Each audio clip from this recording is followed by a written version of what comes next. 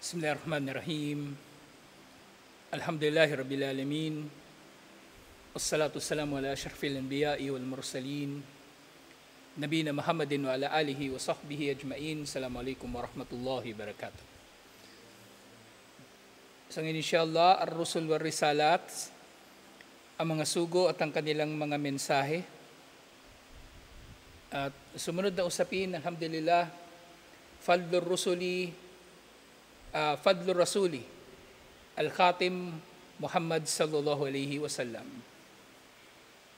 Ang kainaman ng kahuli-hulihang sugo, si Propeta Muhammad sallallahu alaihi wasallam. At yan sinasabi, "Endama yab'athullahu al-awwalina wal-akhirin fi yawmiddin yakunu rasulun al-Mustafa sallallahu alaihi wasallam sayyidun o sayyidu waladi Adam." Na kapag binuhay ng muli ni Allah subhanahu wa ta'ala ang kauna-unahan at kahuli-hulihan sa mga tao sa araw ng paghuhukom, sa Yawmuddin, araw ng paggagantimpala, ang kanila magiging pinuno, ang magiging pinuno ng mga anak ni Adan ay si Propeta Muhammad sallallahu alaihi wasallam. Biyadi liwa'il hamd, na siya sa araw na iyon, kumbaga ay magtatangan ng bandila ng papuri. Wal anbiya wal mursalun fi dhalikal yawm tahta liwa'ihi. At ang mga propeta at ang mga sugo, lahat-lahat, sila sa araw na iyon ay nasa ilalim ng kanyang bandila. At iniulat ni Ubay radiyallahu anhu, na sinabi ni Propeta Muhammad sallallahu alaihi wasallam, "Ana sayyidu waladi Adam yawmal qiyamah." Hadith ito na iniulat sa Sahih al-Jami' as-Saghir. Ako, sabi ni Propeta Muhammad sallallahu alaihi wasallam, ako ang magiging pinuno ng mga anak ni Adan sa araw ng paghuhukom. Wala fakhar. So ito ay hindi niya sinasabi bilang pagmamalaki o pagyayabang. Biyadi liwa'ul hamd, wala fakhar. At nasa kanyang kamay daw ang bandila ng papuri, at sinasabi niya ito hindi bilang pagyayabang. Kumbaga pinababatid lamang niya ang ipinabatid sa kanya ni Allah subhanahu wa ta'ala. Wa ma min nabiyyin yawma idin Adamun faman sawahu illa tahta liwa'i.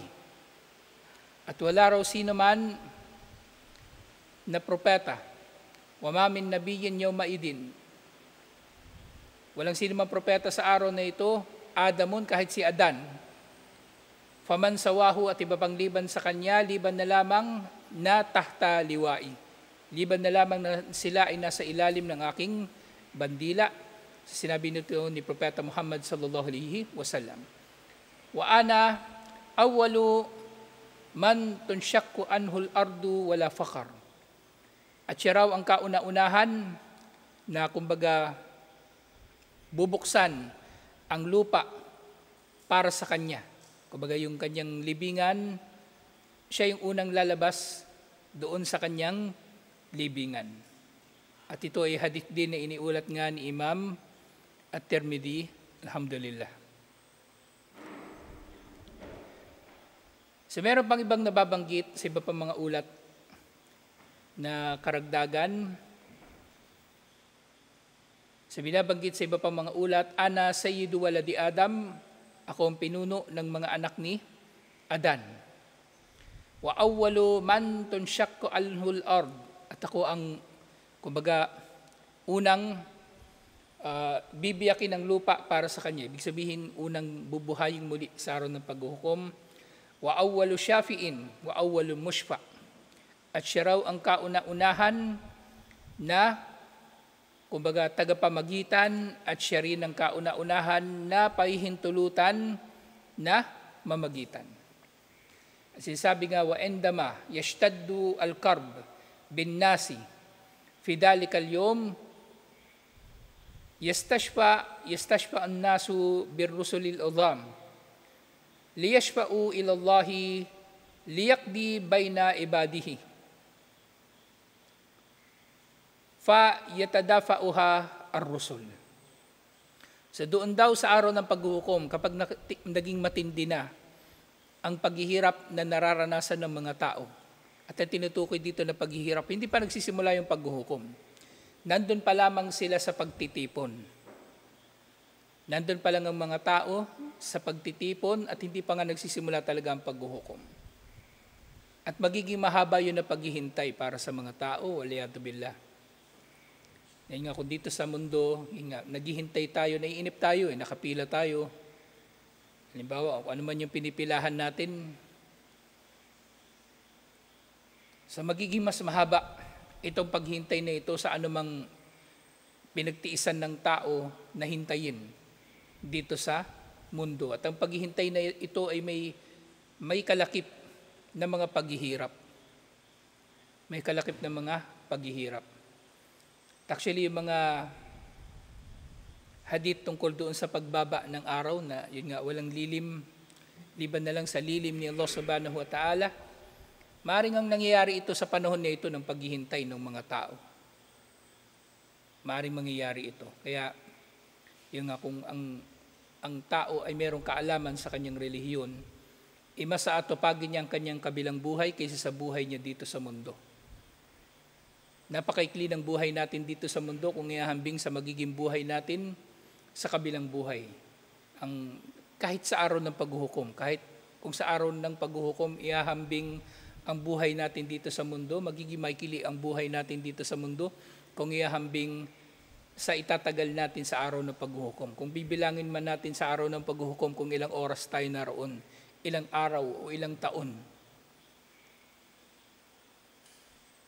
Kasi nga yung mga tao, sa kanilang matinding dinaranas na, kumbaga, yung carb, kasi ano ito lahat ng uri ng paghihirap, maaring emosyonal, maaring pisikal, at hihiling sila sa mga sugo, ang mga tao ay hihiling sa mga sugo, sa mga dakilang sugo, hindi sa, kumbaga, kung sino-sino lang. Katulad nga natutukoy sa mga hadith.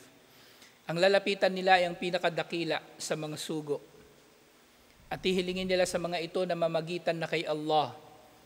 Nang sa gayon ay maghatol na si Allah sa kanyang mga alipin.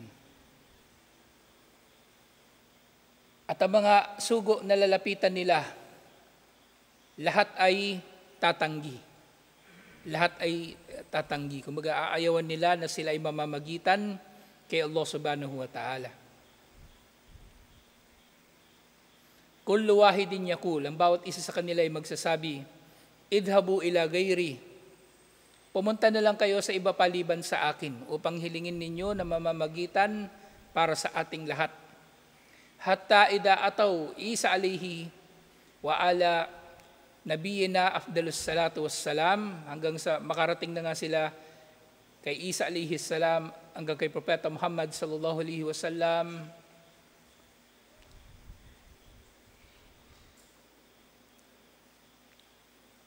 Okay, Isa pa lang pala. O hanggang sa makarating sila kay Isa alayhi salam, sasabihin ni Isa alayhi salam, idhabu ila Muhammadin abdun ghafarallahu lahu ma taqaddama min dambihi wa ma ta'akhkhar. Pumunta kayo kay Propeta Muhammad sallallahu alaihi wasallam, ang alipin ni Allah na pinatawad na ni Allah para sa kanyang mga naunang mga kasalanan at mga kasalanan pa sa hinaharap. So ganito kadakila si Propeta Muhammad sallallahu alaihi wasallam sa kanyang magiging katayuan sa araw ng paghukom. At meron pang ibang mga ulat, narinig ko sa mga lecture tungkol sa mga mangyayari na ito. So nababanggit, nafsi, idhabu ila gayri. Sasabihin ng mga sugo, pumunta na lang kayo sa iba. Wala akong matutulungan, liban na lang sa aking sarili. Kumbaga wala silang magagawa sa kalagayan na ito. Hada fadluhu fi dalikal yawmil adhim. At ito nga ang kadakilaan ni Propeta Muhammad sallallahu alaihi wasallam sa dakilang araw na ito. Wa ma dhalika illa lima habbahu Allahu min adimis sifat. At ito ay nangyari kay Propeta Muhammad sallallahu alaihi wasallam dahil sa kanyang mga dakilang mga katangian na kumbaga dahil dito naging karapat-dapat siya sa mga kahigitan na ito na ibinigay sa kanya ni Allah subhanahu wa ta'ala. Na si Allah, kumbaga ibinigay niya ito kay Propeta Muhammad sallallahu alaihi wasallam, syempre sa kanyang kaalaman, nakita niya kay Propeta Muhammad sallallahu alaihi wasallam ang mga dakilang katangian. Yung adimus sifat, mga dakilang mga katangian, karimul akhlaq, magandang asal, wal mujahadatu fillah, ang matinding pagsisikap sa landas ni Allah subhanahu wa ta'ala, wal qiyamu bi amrihi, ang pagtataguyod sa mga iniutos ni Allah.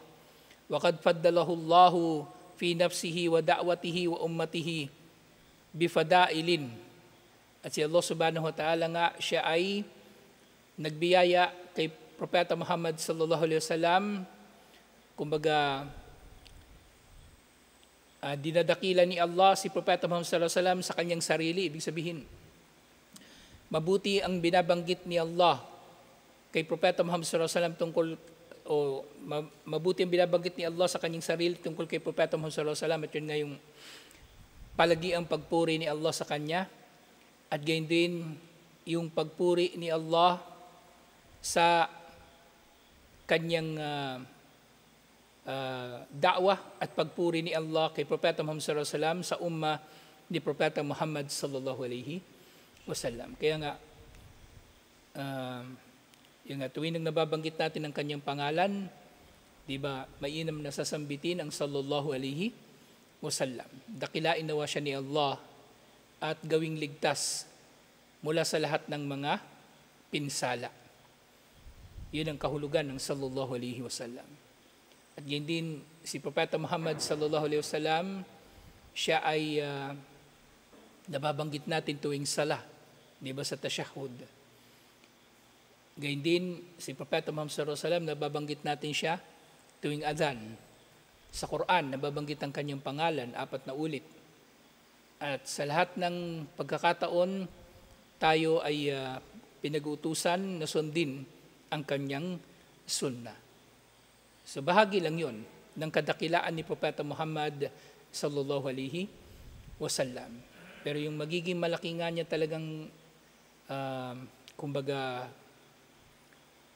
matatanggap na pagdakila ay dito na sa araw ng paghuhukom. Kapag siya ay nangibabaw na o kaya ay mangunguna sa lahat ng mga sugo at mga propeta alaihimussalam. Sa sunod na nababanggit dito, famin dalika annahu ittakhadha khalilan kama ittakhadha Ibrahim khalila.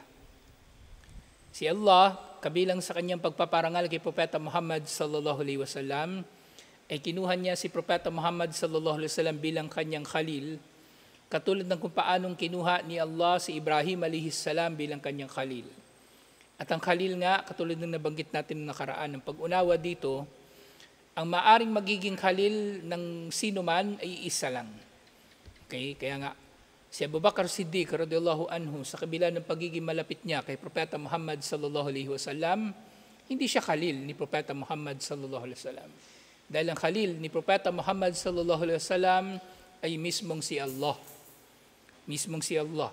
Katulad ng kung paanong ang khalil ni Ibrahim alaihi salam ay mismong si Allah. Fa fil hadith alladhi yarwihi Muslim fi sahihi wa Abu Awana, merong hadith na iniulat si Imam Muslim at hindi si Abu Awana, inna Allah attakadani khalila kama attakada Ibrahim khalila. Tunay na si Allah, sabi ni Propeta Muhammad sallallahu alaihi wasallam, kinuha niya ako bilang khalil, bilang malapit na kaibigan, katulad ng kung paano niyang kinuha si Ibrahim alaihi salam bilang malapit na kaibigan. At gayon din, wa atahul Quran al-azim alladhi lam yu'ta ahadun minal anbiya'i war rusul mitlahu. Kabilang sa mga kadakilaan ni Propeta Muhammad sallallahu alaihi wasallam at kumbaga kainaman niya, ibinigay sa kanya ni Allah ang dakilang Quran na hindi ibinigay ang anumang katulad nito sa sino mang sugo o propeta. Walang anuman ang binigyan o walang sino man ang binigyan ng katulad ng Quran. Kahit katulad ng Quran, wala. Na ibig sabihin nito, walang sino mang propeta ang merong kasulatan na katulad ng Quran sa lahat ng katangian nito. Katulad ng Quran na nakakabisado ng mga tagasunod nito, milyon-milyon mga tagasunod nito nakakabisado ng Quran, wala. At Quran na himala na panghabang panahon, walang ganong propeta. Meron silang mga himala pero ang himala nila ay limitado lamang sa kanilang panahon. Pero ang himala ng Quran ay himala na panghabang panahon. Hindi nga sinabi ni Allah subhanahu wa ta'ala sa Suratul Hijr, verse 87, sinabi niya, وَلَقَدْ آتَيْنَاكَ سَبْعًا مِنَ الْمَثَانِ وَالْقُرْآنَ الْعَظِيمِ. At ipinahayag namin sa iyo, ibinigay namin sa iyo ang 7 talata na inuulit-ulit. Inuulit-ulit na binabasa ng mga tao at kasama ng 7 talata na ito ang Quran al-Azim, ang dakilang Quran. So ano kaya itong 7 aya na ito? Yung Suratul Fatiha mismo. Yung Suratul Fatiha mismo. Na binigay kay Propeta Muhammad sallallahu alaihi wasallam. So walang kahit isang sura na meron sa Quran ay walang ipinahayag sa sino mang mga propeta na nauna sa kanya na katulad nito. Wala. Ang lahat ng ito ay kay Propeta Muhammad sallallahu alaihi wasallam lamang ibinigay. Gayun din, وَخَصَّاهُ اللَّهُ دُونَ غَيْرِهِ بِسِتٍّ لَمْ يُؤْتِهَا أَحَدٌ مِنَ الْأَنْبِيَاءِ قَبْلَهُ. At si Allah, ginawa niyang espesyal si Propeta Muhammad sallallahu alaihi wasallam sa 6 na mga katangian na hindi ibinigay sa sino mang propeta na nauna sa kanya. Siniulat ito ni Abu Hurairah. Iniulat ito ni Imam Muslim at Imam At-Tirmidhi. Sabi ni Propeta Muhammad sallallahu alaihi wasallam, "Fuddiltu alal anbiya'i bisittin." Siya daw ay kumbaga binigyan ng kainaman ni Allah ng nakakahigit sa iba pang mga propeta. So meron siyang 6 na mga katangian na nakakahigit sa iba pang mga propeta. 6 na kahigitan na ibinigay sa kanya ni Allah.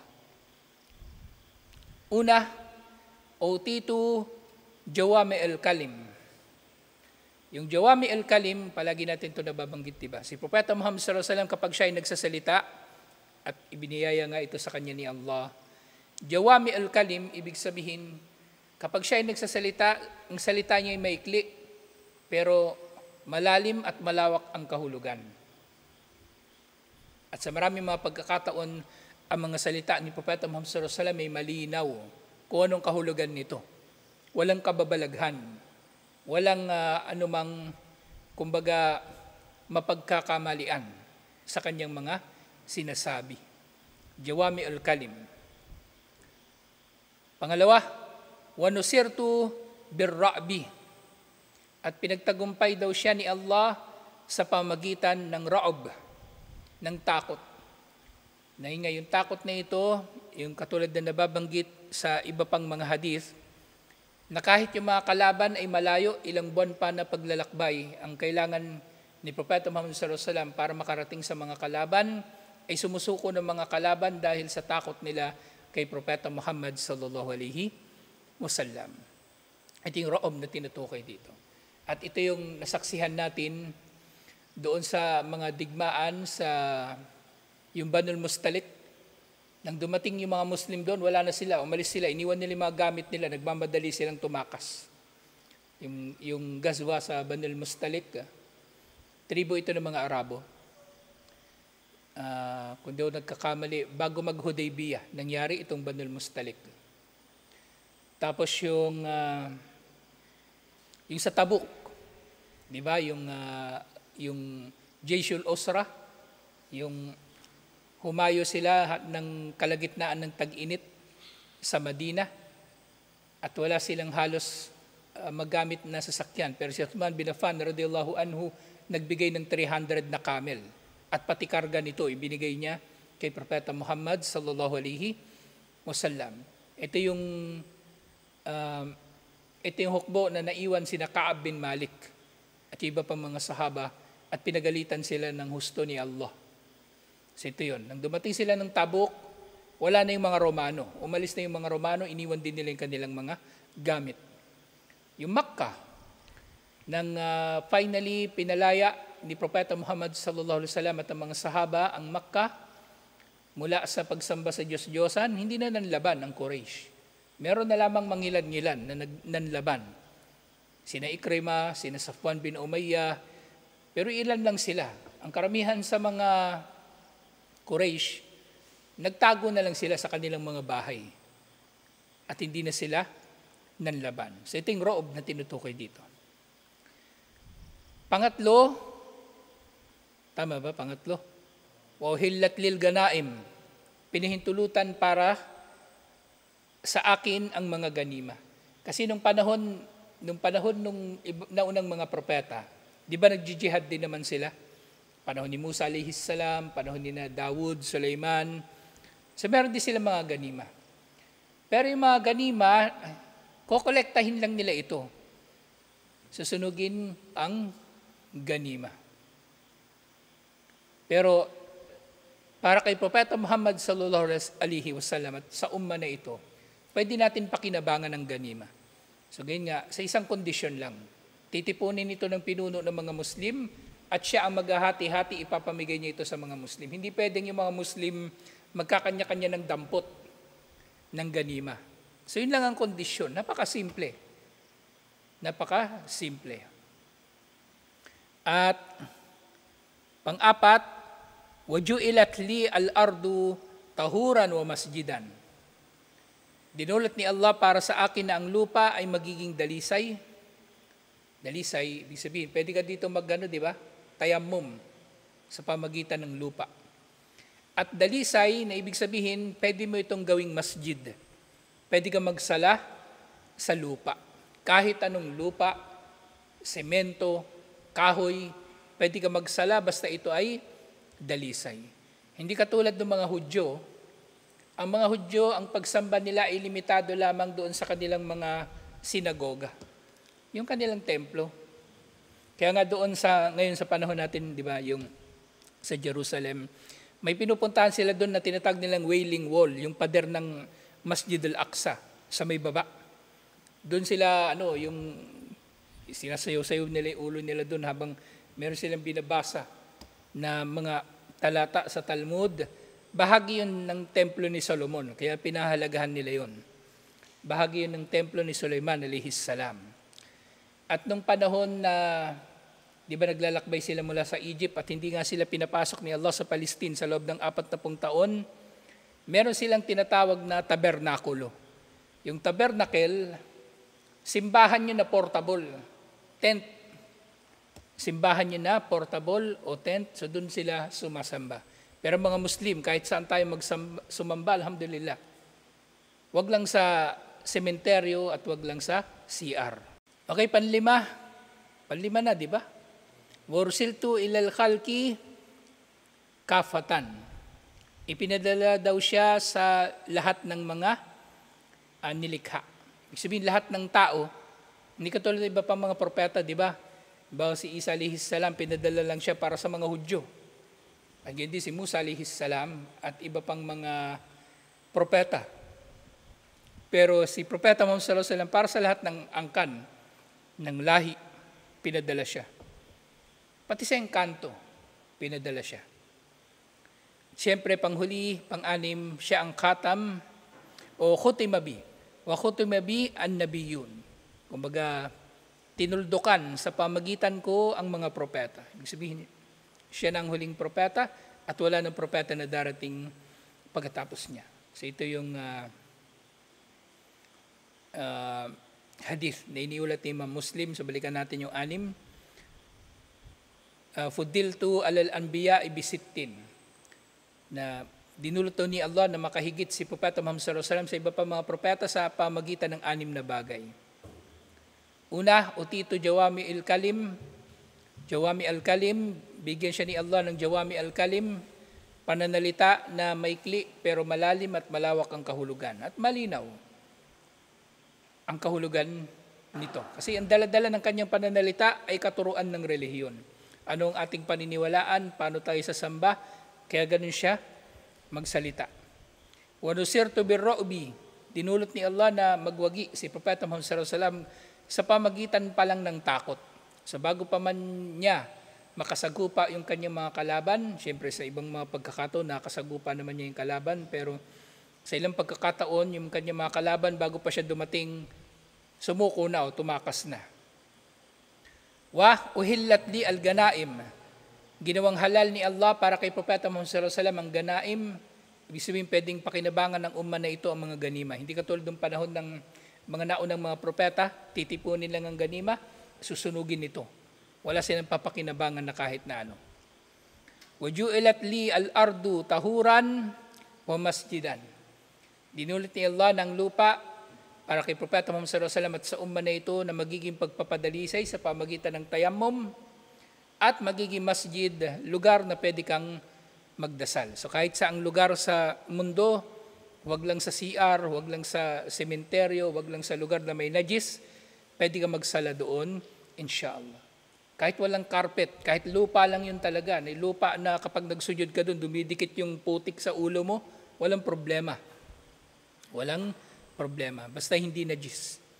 Wa ursiltu ilal khalqi kafatan, at pinadala ko sa lahat ng mga nilikha. O ibig sabihin ng khalq dito, mga tao at mga engkanto, sa iba't ibang mga lahi nila. Wa khutima bi an-nabiyun, tinuldukan sa pamagitan ko ang mga propeta, ibig sabihin siya ng kahuli-hulihang propeta at wala nang susunod sa kanya na iba pa. Alhamdulillah. So ito yung panimula pa lang sa mga kahigitan ni Propeta Muhammad sallallahu alaihi wasallam. So mahaba pa yung pagtalakay dito. Alhamdulillah. So tutuloy natin ito inshallah. Assalamualaikum warahmatullahi wabarakatuh.